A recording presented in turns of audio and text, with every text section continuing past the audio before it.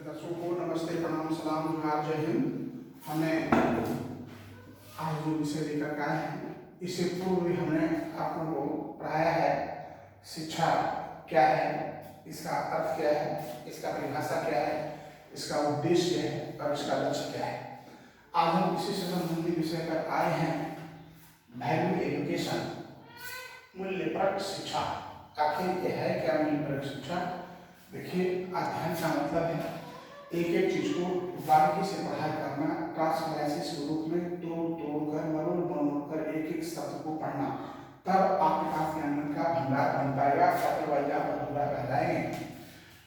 देखिए, वैल्यूप्रक शिक्षा दे दी और उस शिक्षा का कोई उपयोग नहीं हुआ, इसका मतलब ये वैल्यूप्रक शिक्षा नहीं था। मूल्य शिक्षा का मूल्य हमने समझा नहीं। और शिक्षा का मुख्य मतलब है कि जिस शिक्षा में हमको आनंद का अनुभूति हो। जैसे हम आराम करते हैं, मसाज करते हैं, स्नान करते हैं तो एक सुखद अनुभूति होता है, भोजन करते हैं स्वाद अनुभूति। उसी तरह से हमारा शिक्षा में भी हमें जब आनंद आने लगे, पढ़ने में आनंद आने लगे, तो समझिए इसका वैल्यू निश्चित रूप से मिलेगा। वैल्यू का मतलब है सामाजिक, सांस्कृतिक, आर्थिक, इकोनॉमिक, सहनशीलता, धार्मिकता, सहभागिता, सहयोग आदि सबका एक साथ समावेश होना चाहिए। भावनात्मक, साथ ही जो आपस में प्रेम, भाई बहन, पति पत्नी, माँ बाप, समाज, गांव घर, मोहल्ला, किससे क्या हमें आपस में संबंध रखना है, शिक्षा का महत्व यही बताता है। शिक्षा का महत्व आप सब समझ रहे हैं कि जो शिक्षा एक ऐसी चीज है, सैनिक का दूध जो जितना पिया उतना दहा। शिक्षा जितना ग्रहण किया उतना आगे बढ़ा। और ज्ञान महान है, धन महान नहीं, क्योंकि राजा स्वदेश पूजते और विद्वान सर्वत्र पूजते। बशर्ते कि शिक्षा में वैल्यूप्रक शिक्षा होना चाहिए, शिक्षा का मूल्य होना चाहिए, जिससे शिक्षा से हम कुछ नीति निर्धारण कर सकें। जैसे हमने कहा कि हम अपने हिंदू धर्म में रामायण पढ़ते हैं, तो रामायण में ऐसी बहुत सारी चीजें दी हुई है कि जिसमें आप यह सीख सकते हैं परिवार कैसे चलाना है, किससे कैसे संबंध रखना है, हमारा धर्म क्या है। तो ये हो गया वैल्यूप्रक शिक्षा। इसी में एक टॉपिक को और मैं लेता हूँ, gender equity. Gender equity, gender equity, gender equity का अर्थ होता है लिंग समानता। देखिए, लिंग समानता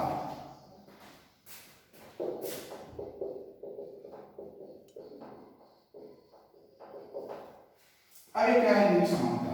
कहते हैं स्त्री पुरुष दोनों एक है और तो कोई अंतर ही नहीं है। जो पुरुष कर सकता है वही स्त्री कर सकता है। देखिए, समझिए की चीज है, आप इसको समझिए। इसका अर्थ और परिभाषा जो है इस प्रकार है।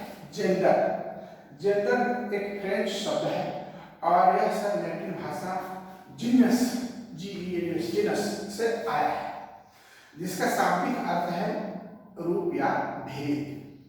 तो मूल रूप से लिंग शब्द स्त्रीलिंग और पुल्लिंग, स्त्रीलिंग और पुल्लिंग माना जाता है।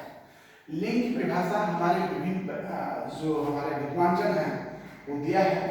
सबसे पहले WHO के अनुसार हम समझते हैं, WHO वर्ल्ड हेल्थ ऑर्गेनाइजेशन के अनुसार लिंग शब्द स्त्री पुरुष का जिम्मेदारियों, विशेषताओं, अन्य सामाजिक समस्याओं की विशेषताओं के रूप में व्यक्तिगत किया जाता है।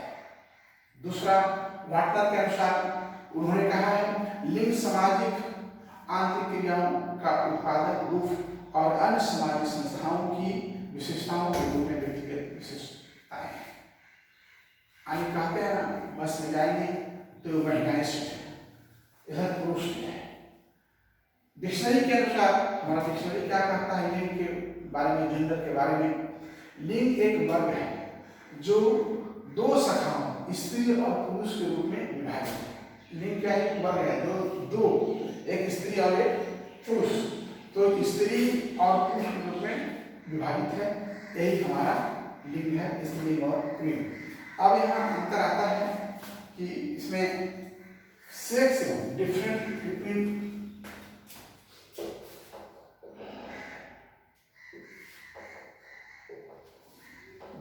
बिटवीन सेक्स एंड जेंडर,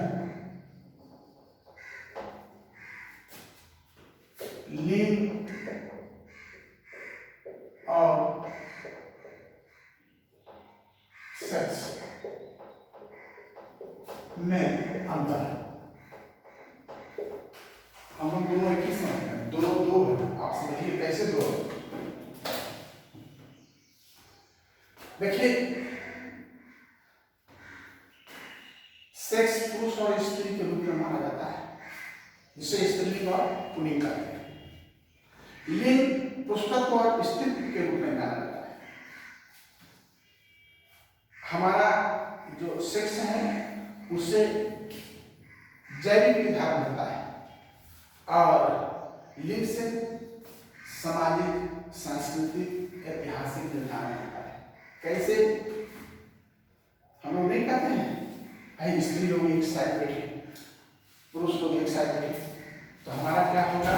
ये सांस्कृतिक, सामाजिक, ऐतिहासिक निर्धारण होता है।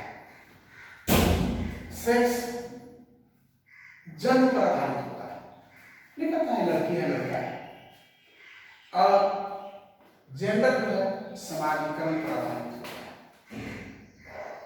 समय स्थान में कोई परिवर्तन नहीं होता है इसमें, सेक्स में।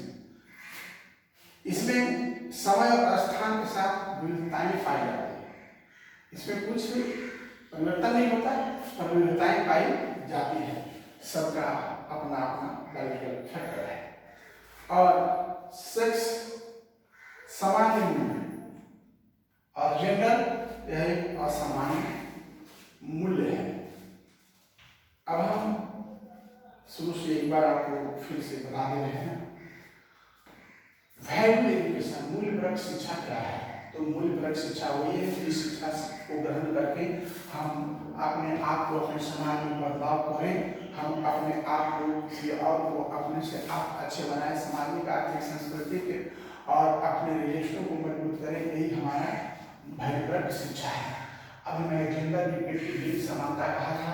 लिंग समानता जो है आपको मैंने बता चुका हूँ कि लिंग समान नहीं है, क्योंकि दोनों में अंतर है, स्त्री और पुल्लिंग, और इसके difference between sex and gender मैं बता चुका हूँ कि लिंग क्या है और जेंडर क्या है। लिंग बायोलॉजिकल है और सेक्स बायोलॉजिकल है, और लिंग जो है ये आपका बायोलॉजिकल पर आधारित नहीं है, ये सांस्कृतिक सामाजिक पर आधारित है। इसके साथ हमारा जो आज का वैल्यू एजुकेशन है खत्म होता है। जय हिंद।